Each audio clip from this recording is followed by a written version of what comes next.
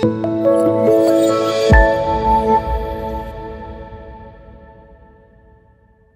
morning, boys and girls. Welcome back. Here at Faith, it's Only God Sunday, and as the Lord worked it out, I didn't necessarily plan it, but we have one of those only God moments in the Bible, although I guess the whole Bible is, but kind of one of those cool stories. We're getting to the climax in the book of Nehemiah. It's getting exciting.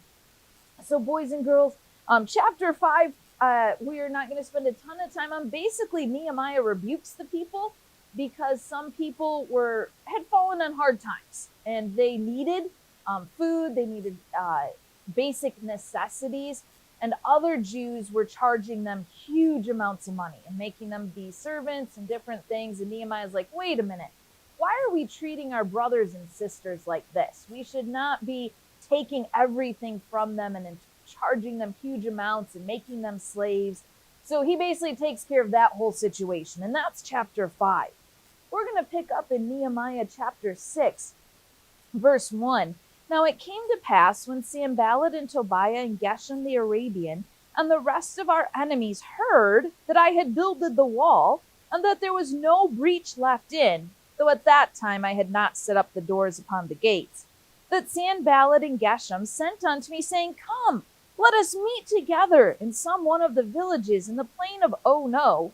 But they thought to do me mischief.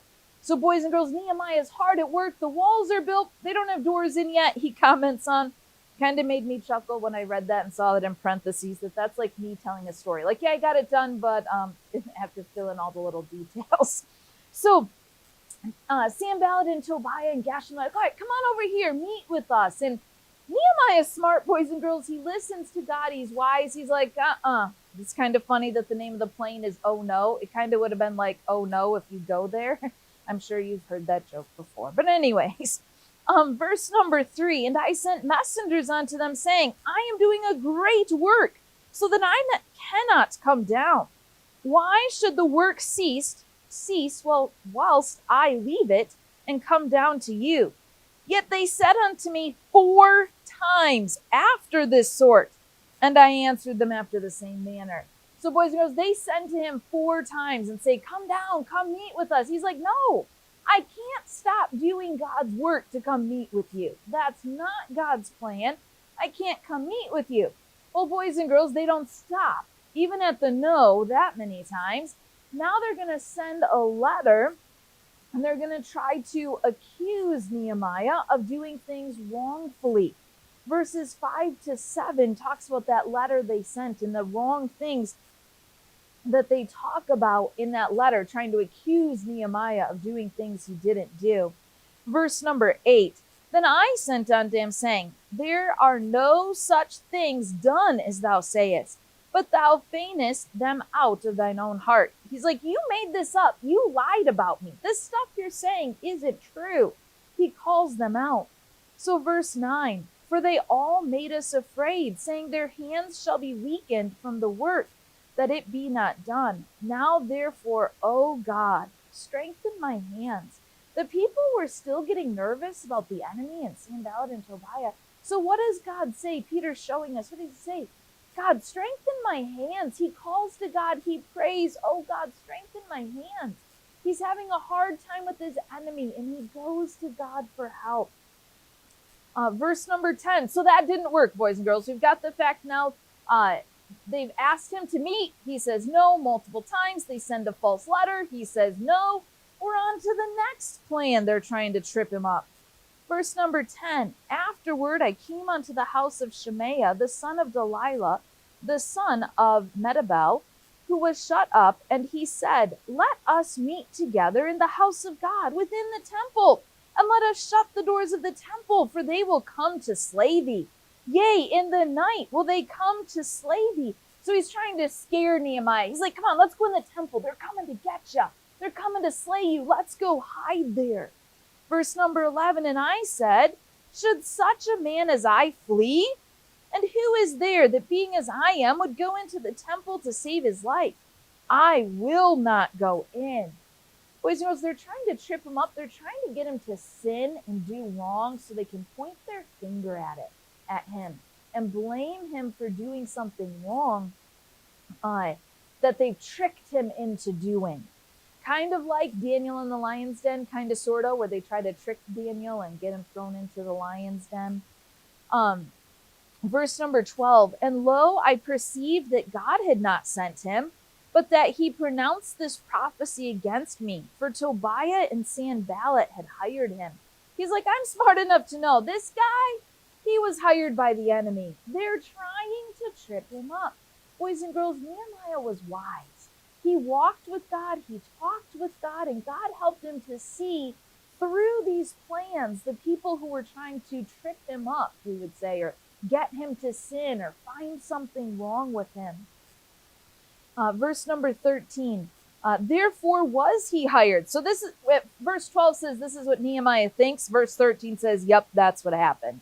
That I should be afraid and do so and sin, and that they might have matter for an evil report, that they might reproach me. Verse 14, my God, think thou upon Tobiah and Sanballat, according to these works, and on the prophetess Noadiah, and the rest of the prophets, that they would have put me in fear. He calls out unto God, and he says, God, these enemies are trying to make me fear. And we get to verse number 15, which is the part that's like, yes! He gets the victory. His enemies are trying to defeat him. They're trying to trip him up. They've tried at least 3 different ways. And these few verses alone, trying to get him to come meet, trying to send a letter about lying to him, or sending a letter lying about him, and then trying to get him to sin and go into the temple. Boys and girls, how many days do you think it took them to build the wall? Want to take a guess? You guessing 10? All right. It was either 10 or it was 55. So Peter's guessing 10. As I think back, that since we had Easter in the middle, telling this story took about as long as it took Nehemiah to build the wall.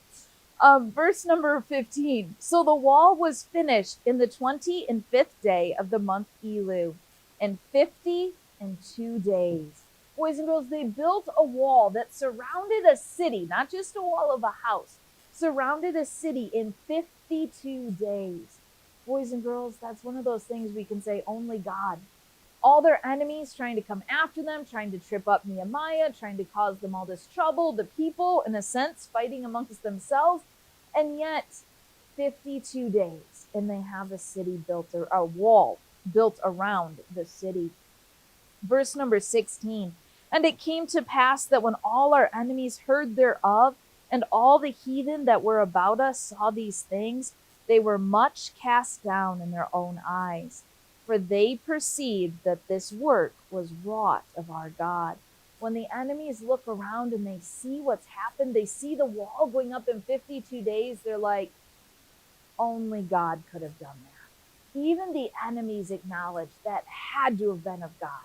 These people couldn't have done that on their own. We're going to find out that in verse 19, Tobiah keeps harassing Nehemiah, so it's not like it's over. Keeps giving him a hard time. But boys and girls, in 52 days, they built that wall. God's work will be accomplished, boys and girls. Man can't stand in his way. Enemies tried to stand in God's way, but no one can. God's work will be accomplished. Nehemiah was wise, and he recognized when people were trying to trick him. Boys and girls, are you smart enough to realize, and I don't mean like natural smarts, I mean, do you think about what people are asking you to do? Or do you just blindly follow whatever they'll do, I'll do? Or do you think before you act? Nehemiah followed God wholeheartedly. Others could not get him to disobey God. They tried to get him to stop building. They tried to have him hide in the temple. They tried to have him sin. But boys and girls, other people couldn't get him to stop obeying God. What does it take to get you to stop obeying? Which friend is it that can convince you to do something wrong when the teacher's out of the room? Which sibling is it who can convince you to do something at home when mom and dad aren't there? Boys and girls, think before you act. Follow God and do what's right no matter what. God will take care of the rest. Even God's enemies will recognize his power. We'll see you next week, boys and girls, when we look at Nehemiah